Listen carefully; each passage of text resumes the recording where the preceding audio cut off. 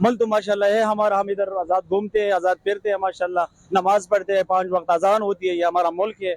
ऐसी कोई बात तो नहीं है, थोड़ी सी मुल्कों में अजान नहीं होती? बिल्कुल होती है, लेकिन इस तरह आज़ादी से तो नहीं हो सकती है ना। हिंदुस्तान में आजादी से अजान नहीं? इतना आज़ादी से तो नहीं हो सकती। कुर्बानी तो आज़ादी से लोग नहीं कर सकते, गाय को नहीं ज़बह कर सकते माशाल्लाह। हमारे इधर कोई ऐसे नहीं है, ये मुस्लिम मुल्क है, वो भी वहाँ भी एक डेमोक्रेसी है। ऐसा नहीं है कि वहाँ लोगों को आज़ादी नहीं है, लेकिन इधर जो हमें हुकूक हासिल है ये तो किसी और मुल्क में अल्टीमेटली हमें तो हासिल नहीं है। जी बिल्कुल आप सही कह रही हैं, डॉलर रेट ज्यादा है। जब ये नून लीग की हुकूमत थी उस वक्त डॉलर रेट क्या था। ये इन्हीं 3 सालों में इसी का किया धरा है, जिसने मुल्क का बेड़ा घरा किया है, तो अभी भी मुल्क जलील हो रहा है इसी के किए धरे पे। नमस्कार दोस्तों, मेरा नाम अनिल धीमान और आप देख रहे हैं नेशन ग्रुप। पाकिस्तान के लोग कहते हैं कि भारत के जो मुसलमान हैं गुलाम हैं, यहाँ पर अजान नहीं हो सकती है, जबकि हम आज़ाद हैं, मतलब पाकिस्तान के लोग आज़ाद हैं। वहीं इमरान खान की जब रैली निकलती है तो वो कहते हैं कि हम लेके रहेंगे आज़ादी, हम अमेरिका से आज़ादी लेकर रहेंगे। तो भाई ये क्या कहते हैं, यही समझ में नहीं आता है। इसी टॉपिक को लेकर निमरा अहमद गई हैं पाकिस्तानी जनता के पास में, देखते हैं उनका भारत के मुसलमानों के बारे में क्या कहना है, फिर हम बात करते हैं इस वीडियो के बारे में, इस टॉपिक के बारे में। पाकिस्तान के लिए मेरी जो जिंदगी का तजर्बा है ना, या मेरी आंखों के सामने जो कुछ भी हुआ है, वो नून लीग जैसा कोई हुक्मरान हमारे पास आया ही नहीं।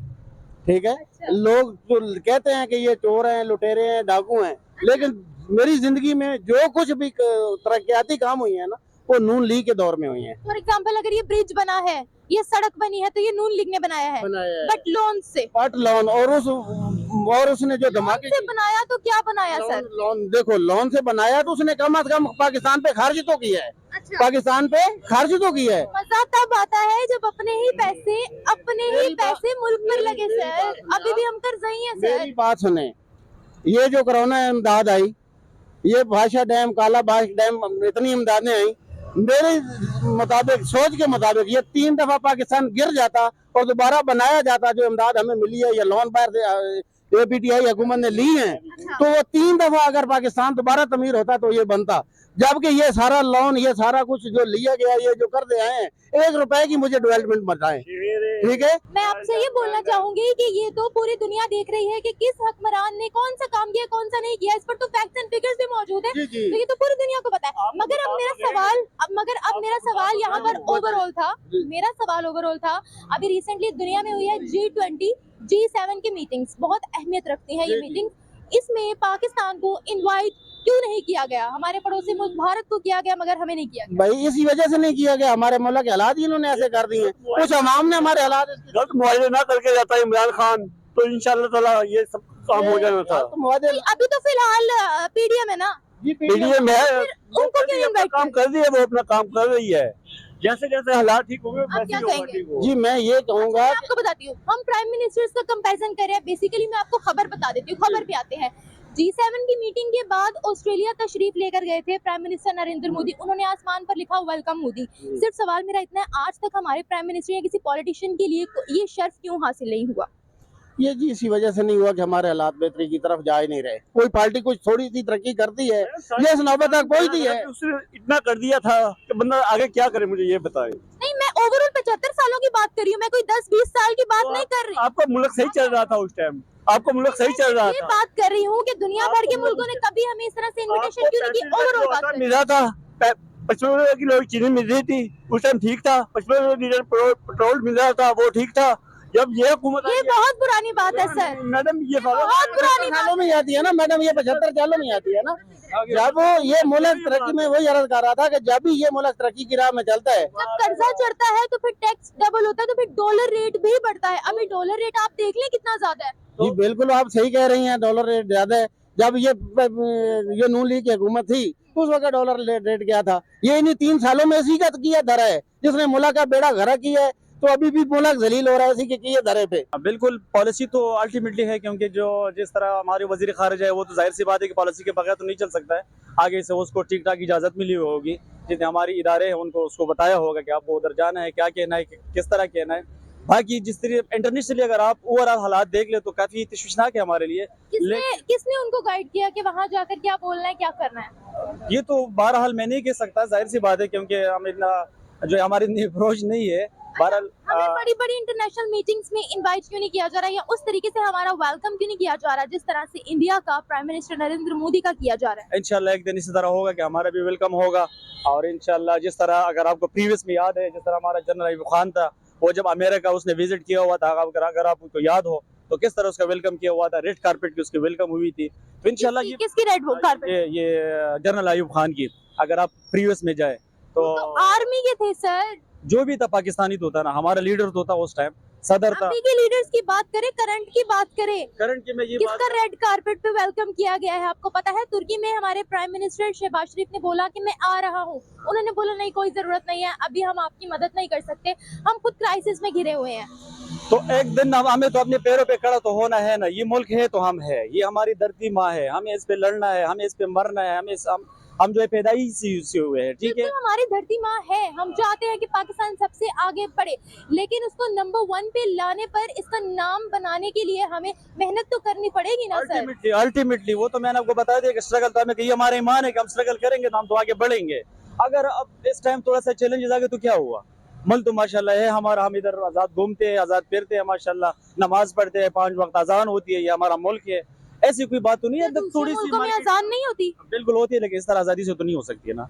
हिंदुस्तान में आजादी से अजान नहीं, इतना आजादी से तो नहीं हो सकती। कुर्बानी तो आजादी से लोग नहीं कर सकते, गाय को नहीं ज़बह कर सकते। माशाल्लाह हमारे इधर कोई ऐसे नहीं है, ये मुस्लिम मुल्क है, वो भी वहाँ भी एक डेमोक्रेसी है, ऐसा नहीं है कि वहाँ लोगों को आज़ादी नहीं है, लेकिन इधर जो हमें हुकूक हासिल है, ये तो किसी और मुल्क में अल्टीमेटली हमें तो हासिल नहीं है। हिंदुओं को, माइनॉरिटीज को क्या हकूक हासिल है? ये तो इस्लामिक जमहूरिया पाकिस्तान है, आपको तो हासिल होंगे, मगर अगर हम बात करें माइनॉरिटीज को, उनको क्या हकूक हासिल है? लास्ट टाइम करतारपुर आप देख ले, उसको कितना उसको वेलकम किया। करतारपुर की बात नहीं हो रही, माइनॉरिटीज में सिर्फ एक सिख कम्युनिटी नहीं आती है, माइनॉरिटीज में ईसाई भी आते हैं, माइनॉरिटीज में हिंदू भी आते हैं। वो सिख कम्युनिटी हमारे बिरादरी में है, उसको कितना उसका कितने कम टाइम में उसको जो है उसको डेवलप किया, बेहतरीन तरह से उसको इजाजत दे दी, बिल्कुल समझे कि ना होने के बराबर, उसके ऊपर चार्जेस समझे कि फ्री वो आते हैं, अपना इबादत करके चले जाते हैं। हिंदू कम्युनिटी की बात पर आते हैं हम। हिंदू कम्युनिटी का अगर आप हमारा पार्लियामेंट हाउस देख ले तो कितने माशाल्लाह उसमें जो है पॉलिटिशियन बैठे हुए हैं, मिनिस्टर तक लोग जो है बैठे हुए हैं।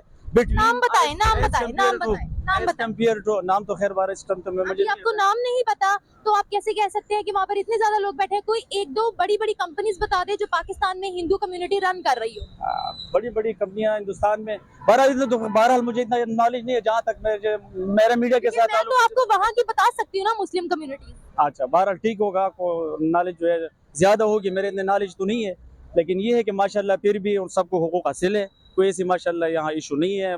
बहरहाल कोई गिला तो नहीं कर सकता है कि भैया हिंदू कम्युनिटी या फिर माइनॉरिटीज यहाँ पर कम क्यों हो रही है?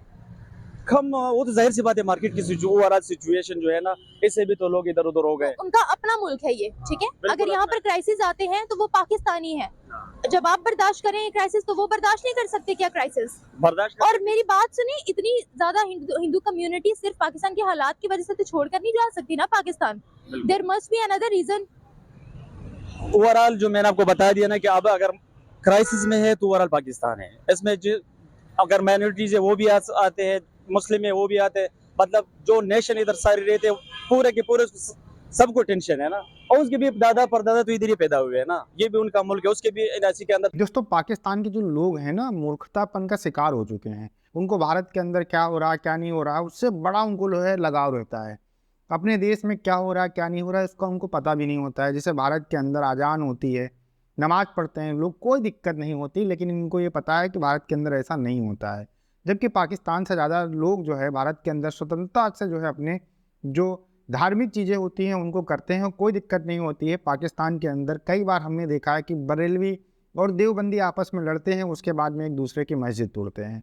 तो ये पाकिस्तान के हालात हैं जो वहाँ पर सिर्फ और सिर्फ जो है जब मुस्लिम रहते हैं, इसके अलावा कायदियानी हो गए, इसके अलावा शियाओं की जो हत्या होती रहती है उसके ऊपर कभी ये बात नहीं करते हैं। हिंदुओं की हालत पाकिस्तान के अंदर बहुत ख़राब है। आए दिन आपको रिक्वेस्ट वाले वीडियो देखने को मिलते हैं कि आप जो है प्रधानमंत्री मोदी जी हमें वीज़ा दीजिए, हमें अपने यहाँ पर शरण दीजिए, हम यहाँ पर बहुत परेशान हैं। इसके अलावा UN की आप रिपोर्ट देख लीजिए या पाकिस्तान गवर्नमेंट की खुद की रिपोर्ट देख लीजिए, जहाँ पर यह कहा जाता है कि 1000 लड़कियों को किडनैप कर हिंदू लड़कियों को किडनैप कर उनको जो है जबरन धर्म परिवर्तन करा दिया जाता है, जिनकी एज जो है वो 18 साल पूरी नहीं होती है। तो इस तरीके की चीज़ों के बारे में इन पाकिस्तानियों को नहीं पता है, लेकिन भारत के बारे में सब कुछ पता है, क्योंकि मीडिया जो है वहाँ का यही सारी चीज़ें दिखाता है कि भारत में ये हो रहा है, भारत में आज ये हो गया, कल वो हो गया। छोटी से छोटी चीज़ जो भारत के खिलाफ नफरत पाकिस्तान के अंदर भर सकती है, वो पाकिस्तान की मीडिया दिखाती है, लेकिन अपने यहाँ पर क्या होता है वो नहीं दिखाती है। पाकिस्तान के जो लोग हैं कहीं ना कहीं मानसिक तौर पे शिकार हो चुके हैं कि भारत के बारे में बहुत ज़्यादा वो खबरें रखते हैं, जबकि पाकिस्तान के अंदर जो चीज़ें होती हैं उनके बारे में उनको कुछ नहीं पता होता है। ओवरऑल अगर बात की जाए कि भारत के प्रधानमंत्री का नाम क्यों लिखा गया था, तो जाहिर सी बात है हमारे ऑस्ट्रेलिया के संबंध अच्छे हैं, इसके अलावा वेलकमिंग नेचर वहाँ पर दिखाया। इस वजह से कहीं ना कहीं ऑस्ट्रेलिया की जो गवर्नमेंट है वो जो है थोड़ा सा पोलाइट नज़र आती है। इससे पहले भी हमारे प्रधानमंत्री जा चुके हैं, इतना ज़्यादा भव्य स्वागत नहीं हुआ था। लेकिन अब दुनिया बदल रही है, देश हमारा बदल रहा है, हमारे देश की स्थिति बदल रही है, उस हिसाब से भारत के प्रति जो है सारे देशों का रवैया जो है वो चेंज हो रहा है, बदल रहा है, और जिसका फायदा भारत को 100% मिल रहा है। पाकिस्तान का कोई इस तरीके से स्वागत क्यों नहीं करता, उसका सबसे बड़ा कारण ये है कि पाकिस्तान हमेशा भीख मांगने के लिए जाता है, पैसा मांगने के लिए जाता है, और आप कहीं जब पैसा मांगने के लिए जाते हैं तो फिर आपकी कोई इज्जत नहीं करता है, भारत को देने के लिए जाता है। जैसे कि अभी पपुआ न्यू गिनी हमारे प्रधानमंत्री गए थे, वहाँ पर जो 14 छोटे छोटे आइलैंड वाली कंट्री थी उनको हम लोगों ने कुछ दिया, जिसकी वजह से वो कहते हैं कि हम जो है लीडर हैं। इसके अलावा ऑस्ट्रेलिया हो गया, वहाँ पर हमारे जो एग्रीमेंट होंगे, बिजनेस एग्रीमेंट होंगे, जिससे ऑस्ट्रेलिया को भी फायदा होगा और हमें भी फायदा होगा, तो लोग इस तरीके से इज्जत करते हैं। आप कटोरा उठाकर चल देते हैं, कहते हैं भैया इसमें कुछ डाल दो, तो फिर आपकी कौन इज्जत करेगा। सीधी सी बात है, आपके प्रधानमंत्री खुद कहते हैं कि भिखारियों की कोई इज्जत नहीं करता है। तो पहले सक्षम बनिए, फिर आप इस तरीके को ख्वाब देखिएगा कि आपके प्रधानमंत्री या फिर आपके जो भी कोई हो उनका जो है वेलकम इस तरीके से किया जाए। दोस्तों वीडियो कैसा लगा हमें कमेंट सेक्शन में जरूर बताइएगा। मिलते हैं नए वीडियो के साथ। नमस्कार, धन्यवाद।